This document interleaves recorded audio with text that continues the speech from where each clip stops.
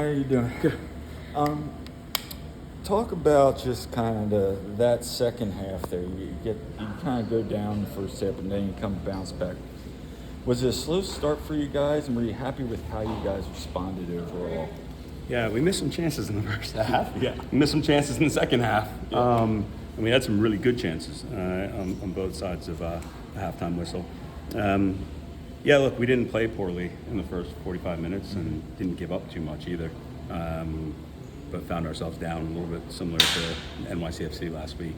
Played really well for 20 and found ourselves down 31. But yeah, incredibly proud of the resilience is what I just told the group. We don't really talk a whole lot after the match is over. Like to let them kind of decompress, win or lose, and myself decompress, win or lose. But I wanted to go in there and let them know how proud I was of them and for the performance. Really good at times.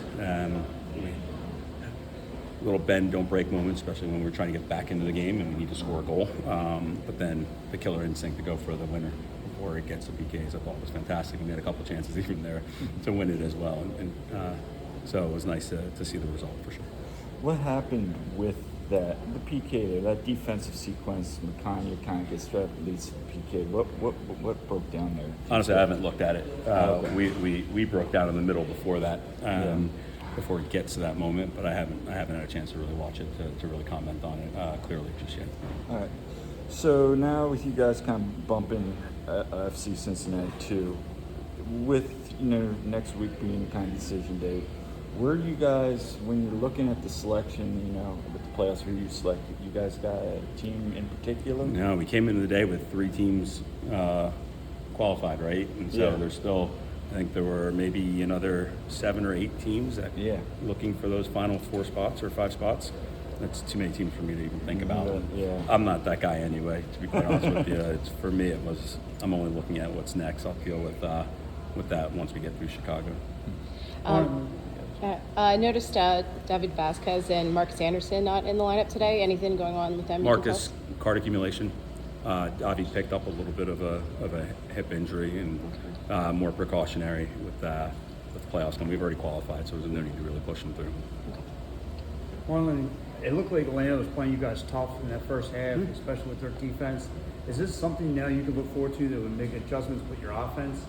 Yeah, I mean, I don't know how many more offensive adjustments we could make. I made a lot of them today, but we've got more goals than any team in this league right now. So being able to find ways to score goals in different ways was good.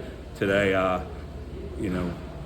we tinkered in some different areas. We got great chances today. We just didn't finish them. But even at the end, we made some subs that came in and created. Kellen comes in and slips Leo, and he gets in on a 1-versus-1. Keeper makes a good save on it. Leandro keeps the play alive at the very end there, and Kyle Tucker is able to keep it alive as well, and it finds CJ for the winner. And so I think in a lot of ways, I think we have different personnel that can do different things. And in that moment, in those main moments today, we saw, Andy Rick start a counterattack to Cavan that gets us in a 1v1. I think we've got so many different ways that we can hurt you. We've got so many different kind of players that can step up and do different things. That the goal scoring is the least of my concern right now. It's more so against the ball that I want us to be really, really tight. But yeah, Atlanta was good. They were organized, they were compact. They made it difficult. They tried to hit us on the counter, and we probably had a little bit more of the ball than we typically would have. But with the ball, we were able to create some good chances. So I'm pleased with the way we went forward. And Eddie Davis, I believe he leaves MLS Next Pro in shots on goal. Just thoughts on his play today and where you see his ceiling? Yeah, I think he could be so much better than what he was today. He leads MLS Next Pro in shots on goal. The one that he didn't take the shot on, probably a little bit more concerning. Right. Yeah, Eddie's fine. He's a good player. He scores goals. Today wasn't his day to find the back of the net, but we certainly have full confidence that Eddie's going to score when we need him to the most. Thank you. Kevin building up in that goal and dropping that off and with the finish there. I mean, that was kind of started with Neil Pierre just taking that ball.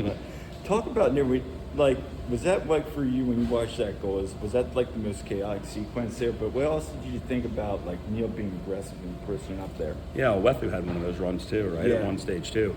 I don't want to talk about it too much in the media because if Neil sees it, then he's going to think I'm okay with him doing it all the time. Yeah, you're right. No, it was a good run through, and Neil will tell you he used to be a center forward until he was 11 or 12 years old, but we try to block that part of his history out and just keep focusing on defense. But it was a good run.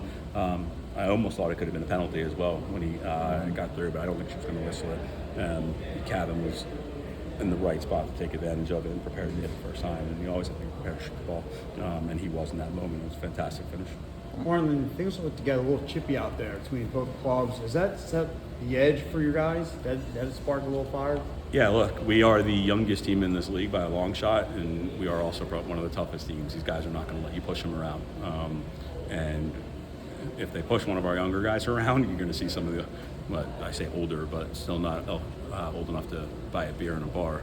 They're going to stand up for them. But you can't be this young and not be brave. And so they're brave. They're going to stand up for themselves and for each other. So from that standpoint, I think that is a common tactic, is to be physical with our young guys, but we'll match the physicality for sure.